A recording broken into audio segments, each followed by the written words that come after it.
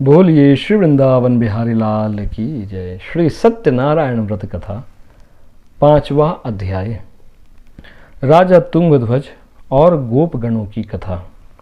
सूत उवाच अथान्यच्च प्रवक्ष्यामि शृणुध्वं मुनि सत्तमा आसीत तुंगध्वजो राजा प्रजापालन तत्परः। सूत जी कहते हैं, हे मुनियों, अब इसके बाद मैं दूसरी कथा कहता हूँ, आप लोग श्रवण करें। देखिए, अपनी प्रजा का पालन करने में तत्पर एक तुंगध्वज नाम के राजा थे। उसने भगवान श्री सत्यनारायण के प्रसाद का परित्याग करके दुख प्राप्त किया।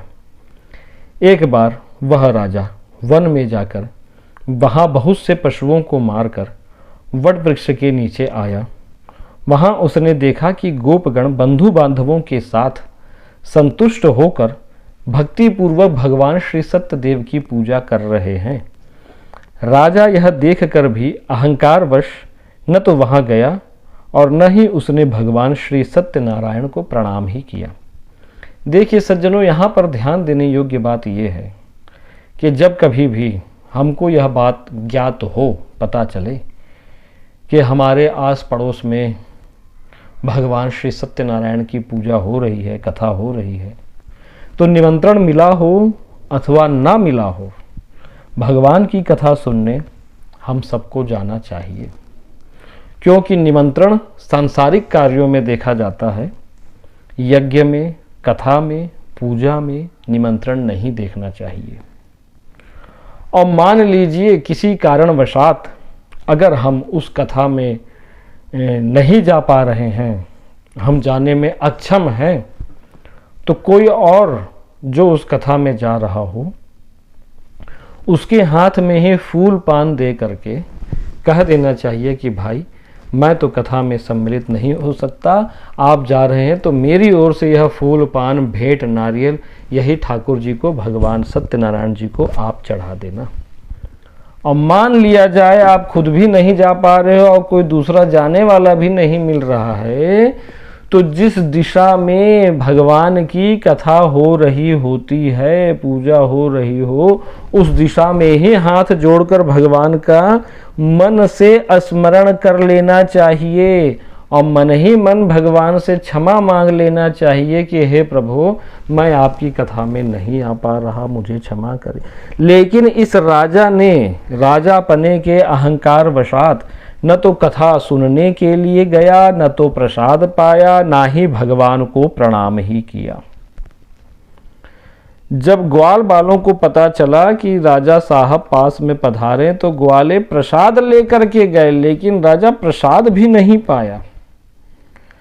तो भगवान के प्रसाद का परित्याग करने के कारण राजा को बड़ा दुख हुआ। प्रसादो जगदीशस्य सर्व दुख निवारणम। देखिए सज्जनों, भगवान जगदीश के प्रसाद का अपमान कभी भी नहीं करना चाहिए।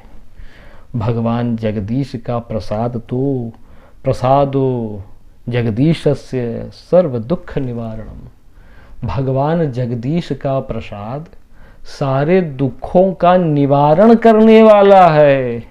इसलिए जब कभी भी भगवान का प्रसाद अगर सौभाग्य से प्राप्त हो जाए तो तुरंत ग्रहण कर लेना चाहिए, रखना नहीं चाहिए, तुरंत ग्रहण कर लेना चाहिए। लेकिन इस राजा ने प्रसाद भी नहीं पाया, तब भगवान से देखा नहीं गया और इस अपराध के कारण उस राजा का धन धान्य सभी 100 पुत्र नष्ट हो गए। राजा ने मन ही मन समझ लिया, हो ना हो, जो मैंने भगवान सत्यनारायण की अवहेलना करी, उनके प्रसाद का अपमान किया, इसी कारण मुझे यह दुख भोगना पड़ रहा है। तुरंत वही राजा मन में निश्चय करके उन्हीं ग्वालों के गोपगणों के समीप गया और जा कर के कहता है कि मुझे भगवान श्री सत्यदेव की पूजा करनी है।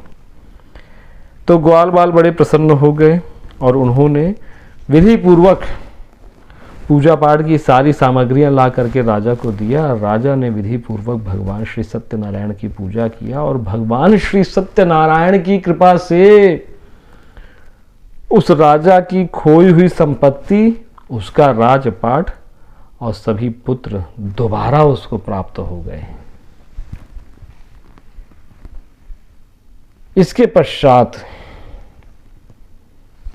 वह राजा इस लोक के सभी सुखों को भोगा और भोग करके अंत में सत्यपुर बैकुंठ लोक का अधिकारी हो गया, क्योंकि उसने प्रत्येक महीने की पूर्णिमा को सत्यनारायण की कथा सुनने का और भगवान श्री सत्यनारायण की पूजा करने का नियम ले लिया था।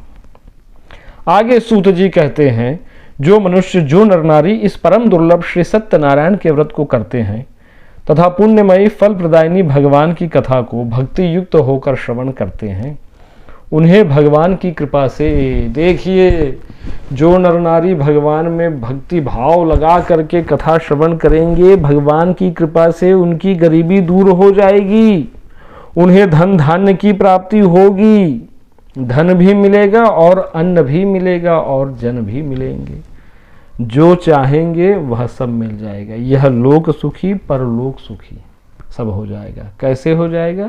जो भगवान की भक्ति पूर्वक कथा को श्रवण करेंगे। जय जय कृष्ण कथा, जय श्री कृष्ण कथा, जिसे श्रवण कर मिट जाती है जन्म जन्म की व्यथा। जय जय कृष्ण कथा, जय श्री कृष्ण कथा। इसलिए भगवान की कथा में अपने मन को लगा दीजिए। और क्या होता है? दरिद्र अगर कथा सुने तो धनवान हो जाएगा, बंधन में पड़ा हुआ कथा सुने तो वह बंधन मुक्त हो जाएगा, डरा हुआ व्यक्ति कथा सुने तो वह भय से मुक्त हो जाएगा। यह बात सत्य है, इसमें संशय नहीं करना चाहिए। वह इस लोक के सभी कामनाओं को तो पूरा करेगा ही, पाएगा ही, जो भी इच्छा कर। इसके अलावा उस शरीर छूट जाने के पश्चात उसको भगवत धाम मिल जाएगा, वैकुंठ लोक मिल जाएगा, गोलोक मिल जाएगा। और वर्तमान में जो युग चल रहा है इसको कलयुग कहा गया है। क्या कहा गया? कलयुग है ये। कलयुग में तो भगवान श्री सत्यदेव की पूजा विशेष फल प्रदान करने वाली है। भगवान विष्णु को ही कुछ लोग काल, कुछ लोग सत्य, कोई ईश और कोई सत्यदेव तथा दूसरे लोग सत्यनारायण नाम से कहेंगे। अनेक रूप धारण करके भगवान श्री सत्यनारायण सभी के मनोरथ को सिद्ध करते हैं। कलयुग में सनातन भगवान विष्णु ही सत्यव्रत रूप धारण करके सभी का मनोरथ पूर्ण करने वाले हैं। जो व्यक्ति नित्य भगवान श्री सत्यनारायण की कथा को पढ़ता है, सुनता है, भगवान श्री सत्यनारायण की कृपा से उसके सारे पाप नष्ट हो जाते और बहुत पुण्य की प्राप्ति हो जाती है। अब पुण्य की प्राप्ति होने पर जो कामना होगी वह कामना भी पूरी हो जाती है।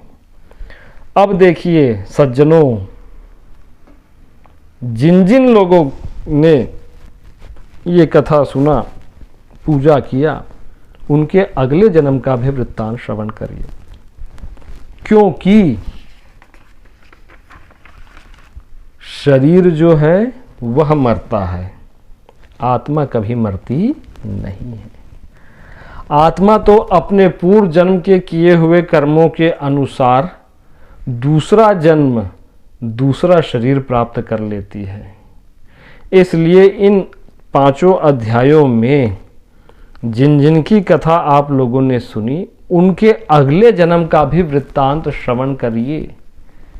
इससे हम लोगों को भी प्रेरणा मिलेगी कि अच्छा, इन्होंने ऐसी पूजा किया और उसका ये फल इनको मिल गया, तो हम भी भगवान की पूजा करेंगे तो भगवान की कृपा से हमको भी यह फल मिलेगा, हमारे भी दुख दूर हो जाएंगे, बाधाओं का नाश हो जाएगा और धन धान्य और ऐश्वर्य की प्राप्ति हमको भी हो जाएगी और भगवान के चरणों में प्रेम और भक्ति की प्राप्ति हो जाएगी।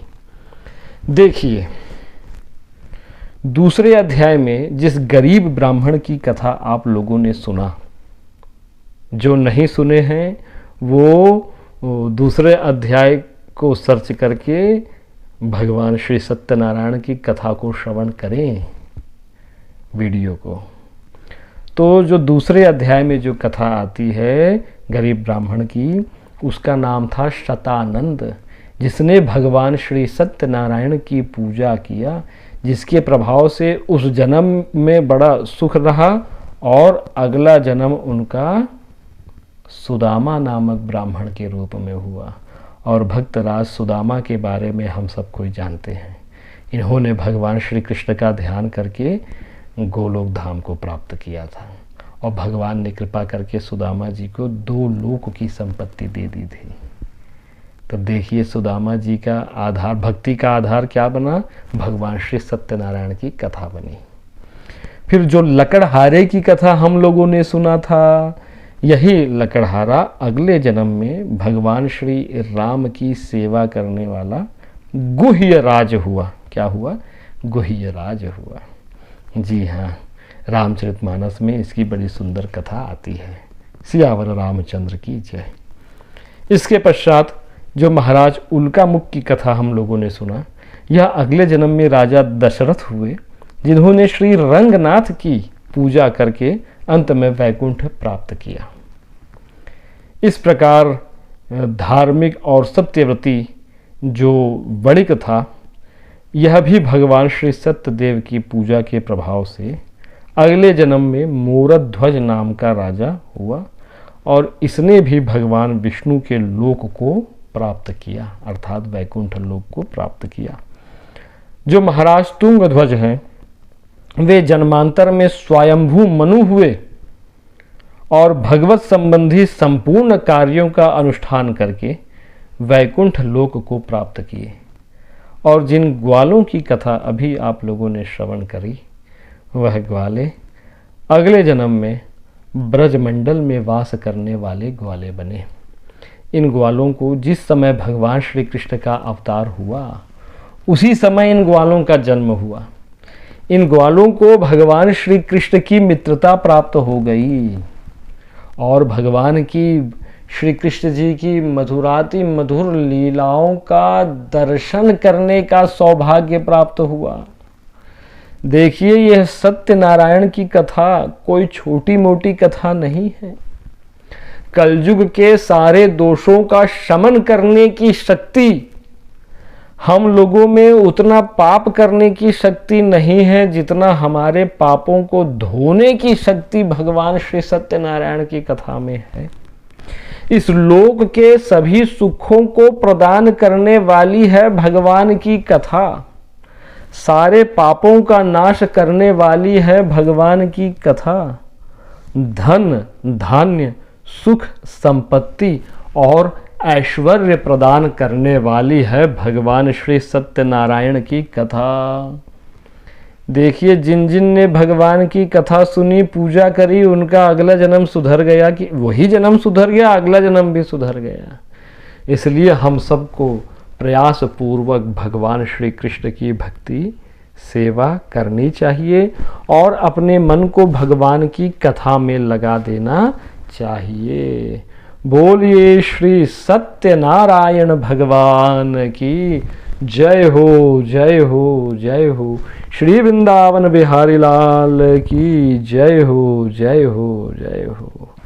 इति श्री स्कंद पुराणे रेवाखंडे श्री सत्यनारायण व्रत कथायां पंचमोऽध्यायः। जय जय श्री राधे राधे।